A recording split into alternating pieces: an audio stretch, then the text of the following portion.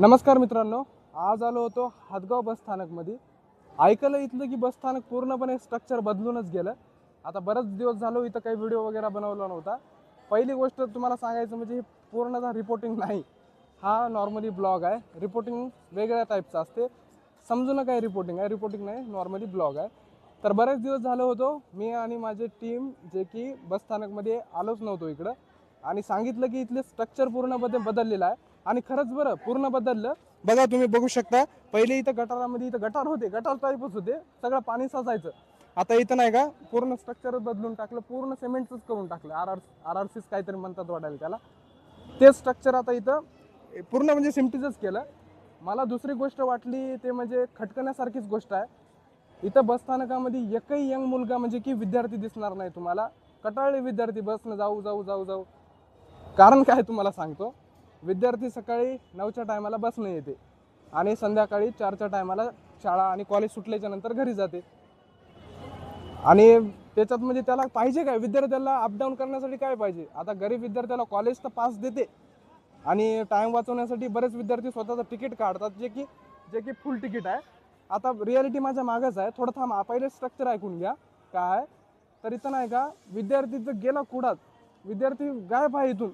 विद्यार्थी गोरगरीब मथारे जास्त इथं दिसत आहेत. त्याची तिकटं अर्धी तिकटं आहे, तिकटंही नाहीत वाटायला, अर्धे तिकीट आहेत. तर ते तिकटाचा लाभ पूर्णपणे घेतात, ते अर्ध्या तिकटाचा लाभ पूर्णपणे घेतात. आणि माझ्यासारखे यंग असे म्हणजे ज्या वयात ते गेले नाही, ते एंट्री केली नाही, त्यांनी त्यांच्या आधार कार्डवर वय टाकून ठेवलं, जे की ते पास यूज म्हणून करतात. ते पास यूज म्हणून करतात आणि अशा बसमध्ये घुसतात. तर विद्यार्थ्यांना बसमध्ये जायचा चान्स आहे का, तुम्ही सांगा. बघू शकता तुम्ही हे काय करतात. 4च्या टायमाला विद्यार्थ्यांना घरी सुखानं जाऊ द्या ना. पहिलेच तुमची एज्युकेशन सिस्टम समावून ठेवलेली आहे विद्यार्थ्यांनी. गोरगरीब विद्यार्थ्यांनी खेडोपाड्यातून सिटीमध्ये तालुक्याच्या थरावर काय येते, शिकण्यासाठीच येते ना.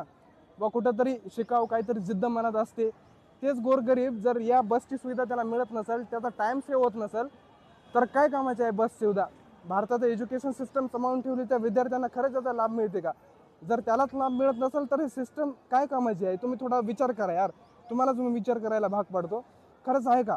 आता हे विद्यार्थी माझ्या मागं व्हिडिओ बघत होते, तर त्यालाच मी विचारतो, खरंच तुम्हाला बसमध्ये जाता येते का.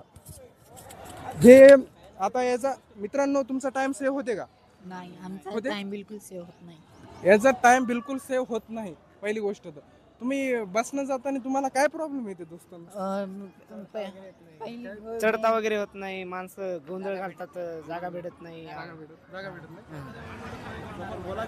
मेन म्हणजे बसच लवकर लागत नाही टायमावर.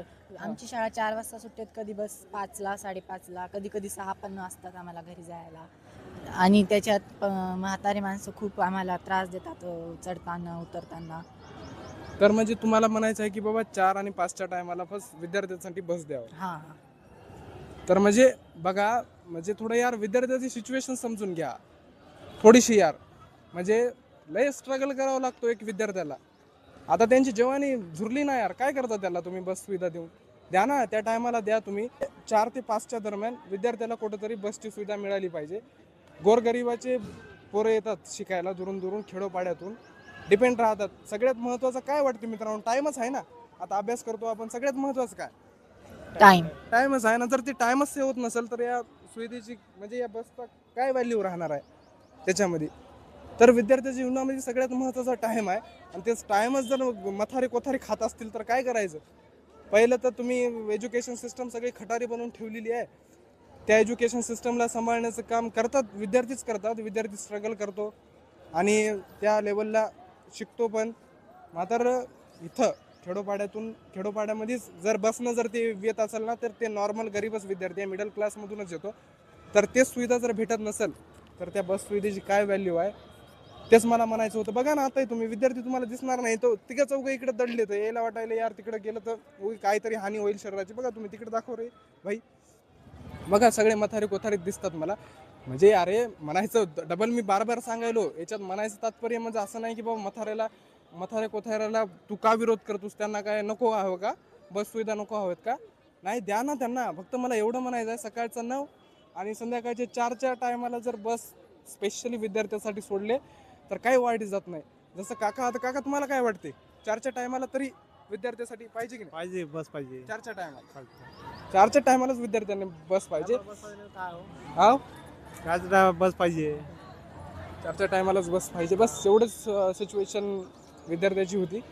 सगळे जिंदगी जगतात त्या जिंदगीतून पुढे जातात. पहिले सायकल होत्या, आता ते फॅसिलिटी भेटतात ना. अमेरिका मित्रांनो सांगायचं म्हणजे अमेरिकामध्ये हे मेट्रो चालतात, मेट्रो सिटी. तिथं विद्यार्थ्यांना काहीच प्रॉब्लेम जात नाही. एक मिनिट सेव्ह करतात विद्यार्थी.